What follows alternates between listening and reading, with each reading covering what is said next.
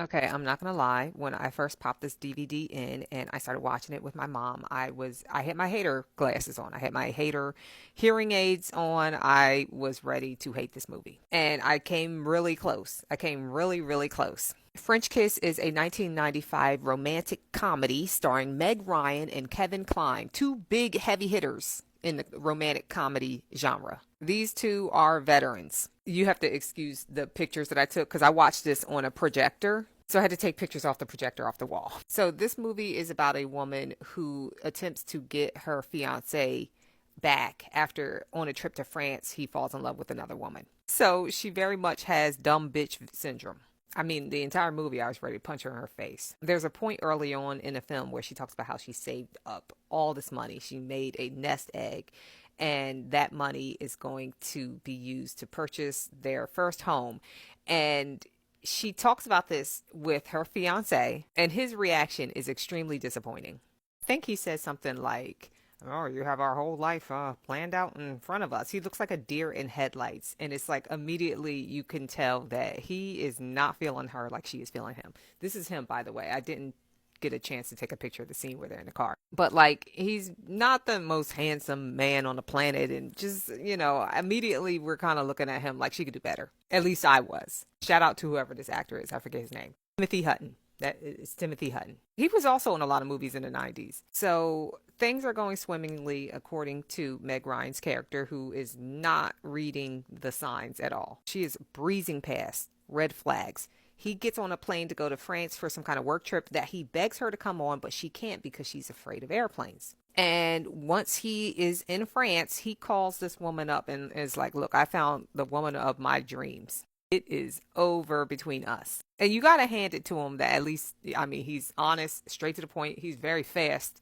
about this decision because the quickness with which it happened, this man touches down, and that first phone call between them two is him breaking up with her. At least that's what it felt like. I'm not going to go back and check. So immediately, the fight or flight kicks in for Meg. And so she chooses both. She's going to get on an airplane and go get her man back, fight for her man. And who joins her on this airplane but no other than Kevin Kline? He is French in this movie, and it's not a joke. Like, he is really speaking French, and, he's doing the whole accent and everything. But come to find out, he's a French thief.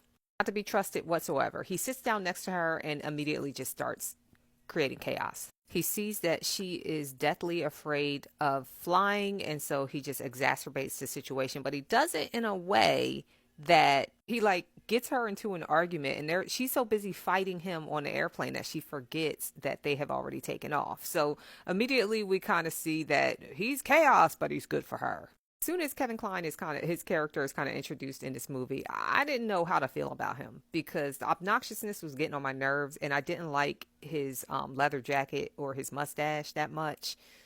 And so I was struggling a little bit. But as the movie went on, I was able to kind of understand. And honestly, I was very impressed with his French. I don't know French, but I'm just saying he seemed very French. Yeah, he could have fooled me. You know what I mean? Like, excellent job as far as acting goes. If I had to imagine what a French man would be like, he nailed it to me.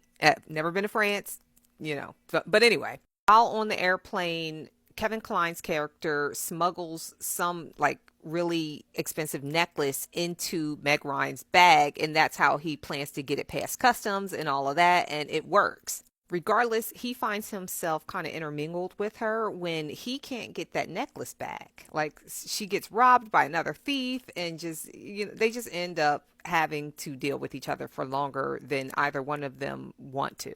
Which, again, is kind of like the whole plot of this movie. He keeps distracting her, kind of in a bad way, from the fear that she has. And her biggest fear in this movie, which she talks about a little bit later on, is having to deal with the heartbreak of this man leaving her fiance leaving her. I think that's what I was so ready to hate about this movie, was that the entire time you're just like, you got to let him go. Like, you have to accept what's really actually happening to you. And she was just not willing to accept it. And in not accepting things, she just became extremely ridiculous. She made everything worse. One thing about Kevin Kline's character is that his family has a vineyard and he wants to buy this vineyard, and he's very passionate about wine, but he doesn't have the money to get buy the vineyard from his family, who I think is like his brother is supposed to be getting the vineyard, and his brother's just not quite as passionate. Or as Meg Ryan and Kevin Kline's character spend more time together, they start to kind of become friendly and fall in love with each other, and but they don't really quite know it yet. Kevin Kline's character decides to help Meg Ryan get her ex back. And while they're facilitating this plan, Meg Ryan says something that is so deep. And then you understand, oh, shoot, this movie's deeper than.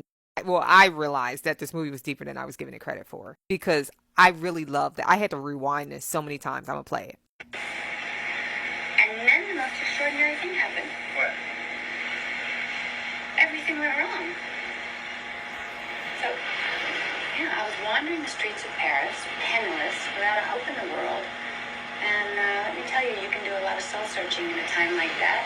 And I realized that I've spent most of my adult life trying to protect myself from exactly this situation. And you can't do it. There's no home safe enough. There's no country nice enough. There's no relationship secure enough. You're just setting yourself up for an even bigger fall and having an incredibly boring time in the process. Sorry, Charlie. Oh, thank you. Can't you see? Don't you understand? Don't you get it? The dumb bitch is us not being willing to accept the reality of our lives for fear that we will not be able to recover, for fear of pain, for fear of future, the unknown. This woman was attempting to chase the past. Her ex was her past. What was interesting about that one scene, though, was that was her pretending to be nonchalant in order to get this man back, but she was dropping some serious gems, and I don't understand where she got that from. Like, did Kevin Kline's character feed her that line? Because those were bars. Regardless, she manages to get her ex intrigued, and he's just like, well, who is this chill person? Who turned the lights on in this old dark studio? That was Meg Ryan's character's soul. And in that moment, she realizes that she no longer wants this guy. And so she takes the necklace back to the proper authorities and arranges it so that her now friend, Kevin Kline's character, does not go to prison, but instead she gives him the money from her nest egg.